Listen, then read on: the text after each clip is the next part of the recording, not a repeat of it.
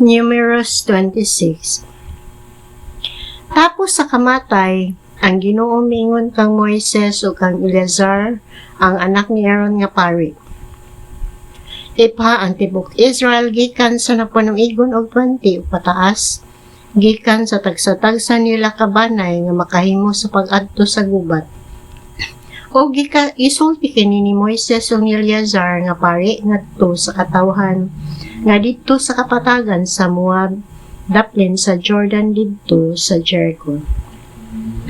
Mingon sila, ipha ang mga tao gikan sa nag-edad og 20 o pataas. Kini sumala sa sugo sa Ginoo kang Moises. Ang mga Israelita nga gikan sa Ehipto mao kining mosunod. Si Ruben nga kinamagulang ang anak ni Jacob ug ang iyang mga kaliwat si Hanok, si Palo, si Hezron ug si Carmi uban sa ilang mga kaliwat. Ang mga kaliwat ni Ruben mikabat og 43,730 katawo ug ang anak ni Palo mao si Eliab. Ang mga anak ni Eliab mao si Nemuel, si Datan ug si Abiram. Kini sila mao ang Datan ug Abiram nga gipili gikan sa pundok nga nakiglalis ka Moises ug kang Aaron. Mga kauban sila ni Korah, naabli ang yuta ug milamoy kanila. Nahurot kini sila kamatay sa dihang gilamoy sa kalayo ang 250 katawo ug sila nahimong pasidaan alang sa uban. Apan wala mahiapil o kamatay ang mga anak ni Korah. Mao kini ang mga kaliwat ni Simeon sumala sa ilang tagsa-tagsa kapanimalay. Si Nemuel, si Jamin, si Jacquin, si Jera, ug si Saul uban sa ilang mga kaliwat. Mikabat og 22,200 ang mga kaliwat ni Simeon. Ang mga kaliwat ni Gad mao kining mosunod: si Siphon, si Hagi, si Suni, si Osni, si Eri, si Arod o si Areli uban sa ilang mga kaliwat. Mikabat og 40,500 katawo ang kaliwat ni Gad.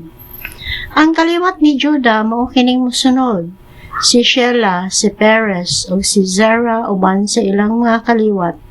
Ang mga anak ni Perez mao sila si Hezron o si Hamul. Ang kaliwat ni Judah mikabat og 76,500 katawo. Ang mga kaliwat ni Isakar mao kining mosunod: si Tola, si Pua, si Jasub o si Shemron ug ang ilang mga kaliwat. Mikabat og 64,300 katawo ang kaliwat ni Isakar. Ang mga kaliwat ni Zabulon mao kining mosunod: si Sered, si Elon, o si Jaleel uban sa ilang mga kaliwat. Mikabat og 60,500 katawo ang mga kaliwat ni Zabulon. Ang mga anak ni Jose mao si Manases o si Ephraim.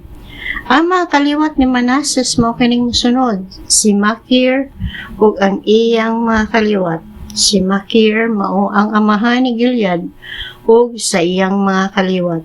Kini mao ang mga kaliwat ni Gilead: si Ezer, si Helek, si Azriel, si Siquem, si Semidia o si Hefer ug ang ilang mga kaliwat. Apan si Selofehad, ang anak ni Hefer, walay anak nga lalaki kundi mga babae lamang. Ug ang mga ngalan nila mao si Maala, si Noah, si Hogla, si Milka ug si Tirza. Mikabat og 52,700 katawo ang kaliwat ni Manases. Kini mao ang mga kaliwat ni Ephraim: si Sutala, si Beker o si Tahan uban sa ilang mga kaliwat.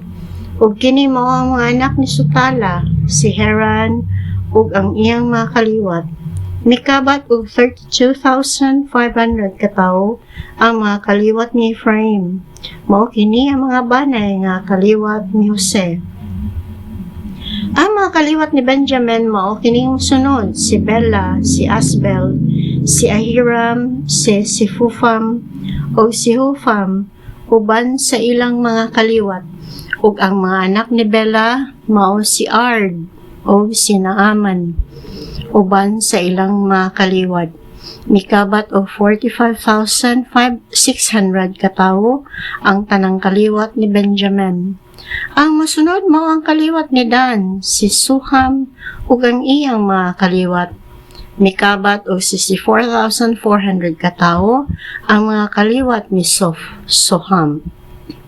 Ang mga kaliwat ni Aser mao kining mosunod: si Imna, si Jeswe, o si Berias ug uban sa ilang mga kaliwat.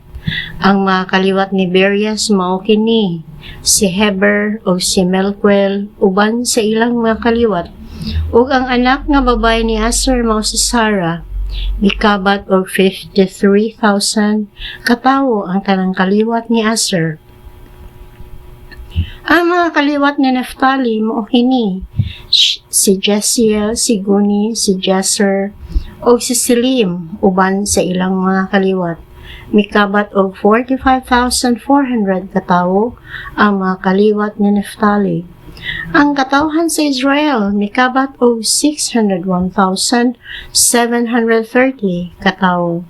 Unya maingon ang Ginoo kang Moises: kini silang tanan kinahanglan nga bahinan mo yuta sumala sa ilang gidaghanon. Ang banay nga daghang sakop bahinig dako ug ang yutang sakop bahinig kamay. Apan kinahanglan ipaagi gripa ang pagbahin sa yuta. Ang tagsa-tagsa kanila adto bahina sa yuta nga naangkon sa banay diin sila mahisakop. Mag-agad ang bahin sa gidakon sa ilang pamilya. Mao kini ang mga kaliwat na Levi, si Gerson, si Kohat, o si Merari o ang ilang mga kaliwat. Mao kini ang uban pang kaliwat na Levi, ang mga kaliwat ni Libni, ni Hebron, ni Mali, ni Musi, o ni Korah. O si Kohat, maoy amahan ni Amram.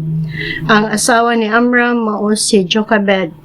Kaliwat siya ni Levi, ug natawo didto sa Ehipto ug nanganak kang Aaron, kang Moises ug kang Miriam. Ang mga anak ni Aaron mao sila si Nadab, si Abiho, si Eleazar ug si Itamar.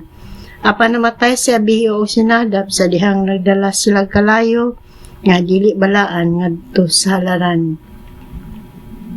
Ang kaliwat na Levi mikabat og 23,000 nga nagpanuigon og usa ka bulan o pataas. Wala sila iapil sa paghihap ingon nga mga Israelita kay wala man sila panulundon.